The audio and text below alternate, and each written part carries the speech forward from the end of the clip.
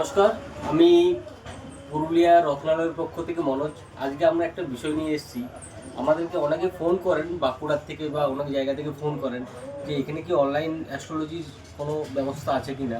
তো আমরা বলে রাখি, আপনারা যে কোনো জায়গা থেকে যদি দেখেন আর আপনারা যদি অনলাইন অ্যাস্ট্রোলজি কনসালটেন্ট করতে চান তো অবশ্যই আমাদের এখানে হয়ে যাবে। সেক্ষেত্রে আপনাদেরকে ওইখানে নাম্বারে ফোন করতে হবে, ফোন করে আপনাকে বুকিং করতে হবে বা ফোন করে আপনি কথা বলতে পারেন। এবারে আরেকটা বিষয়, ব্যাপারটা হচ্ছে কেন সবাইকেই অ্যাস্ট্রোলজি দেখানো উচিত। অ্যাস্ট্রোলজি মানেই ভয় দেখানো নয়, আর অ্যাস্ট্রোলজি মানে কিন্তু খারাপ কিছু না। অ্যাস্ট্রোলজি কথাটা এসছে অ্যাস্ট্রোনমি থেকে। গ্রহদের যে বিশেষ যে অবস্থান, সেই অবস্থানকে কেন্দ্র করে একটা বাচ্চা যখন জন্ম করে সেই বাচ্চার কীরকম কী তার ফিউচার হবে, কীরকম কী হবে কী হবে, সেই পুরো বিষয়টাই হচ্ছে অ্যাস্ট্রোলজি। প্রপার নক্ষত্র, প্রপার ডিগ্রি দিয়ে নিয়ে ডিসকাশন টোটাল করতে হয়। আমাদের এখানে প্রচুর খুব ভালো ভালো মানের অ্যাস্ট্রোলজার বসেন, ঠিক আছে।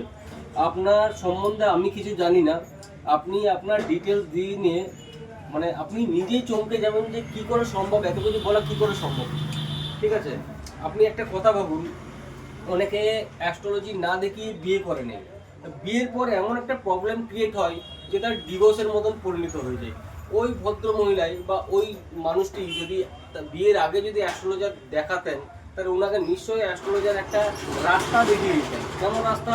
এমন না যে বিয়ে করা মানা, রাস্তা কি তাকে আগেই বলে দেওয়া হতো যে না, আপনার বিবাহের জায়গাটা কিন্তু খুব মারকভাবে প্রবলেমেটিক আছে, আপনি ওই জায়গায় কিন্তু কোনো একটা সলভ করে, বা আপনি মাঙ্গলিক আছেন, আপনাকে মাঙ্গলিকের সাথে বিয়ে করতে হবে। অনেকে মানে না, কিন্তু মানে না ঠিক একটা জায়গায় গিয়ে নেই, যখন ঠক্কর খায় তখন ঠিক আবার এইখানে চলে আসে।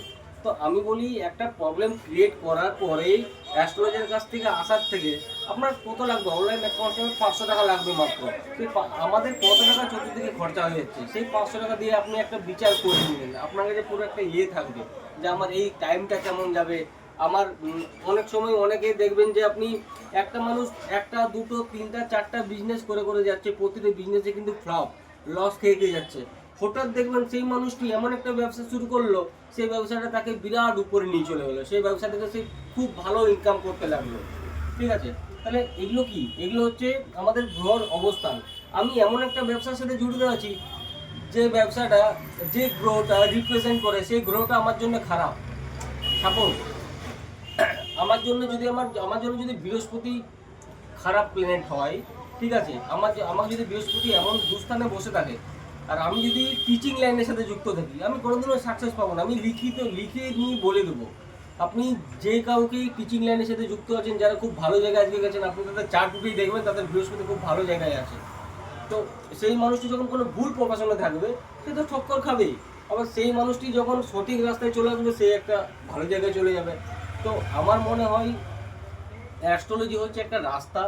যেমন আবহাওয়া দপ্তর যেমন বলে দেয় যে না, কালকে সন্ধ্যে 6টার সময় বৃষ্টি পড়বে, তাহলে আমরা কি করি? সেই সন্ধ্যে 6টাকে অ্যাভয়েড করে নিয়ে চলি, এবং আমরা কিন্তু তার আগে বেরোবো বা তার আগে বেরিয়ে তার আগে কাজ করে ঢুকে যাব। ঠিক তেমনি হচ্ছে অ্যাস্ট্রোলজি। অ্যাস্ট্রোলজি আপনাকে আগেই বলে দেবে যে আপনার এই টাইমটা খুব খারাপ, এই টাইমটা আপনার কোনো দূর আঘাত, চোট আঘাত, কোনো ক্ষতি হতে পারে বা কোনো অ্যাক্সিডেন্টের যোগ আছে, সেগুলো কীভাবে বলে দেওয়া যায়?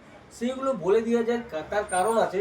অনেকে বলে যে না, এটা চমৎপ্রাপ্ত, মানে এটা এমনি করে বলে দেওয়া সম্ভব নয়।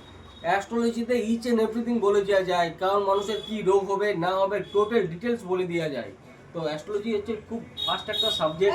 আপনারা যদি জানতে চান অবশ্যই সেই নাম্বারে ফোন করুন, ফোন করে আপনি কথা বলুন, ফোন করে কথা বলে অবশ্যই আপনি জানাবেন, আর অবশ্যই ফিডব্যাক দেবেন অ্যাস্ট্রোলজার দেখানোর পর।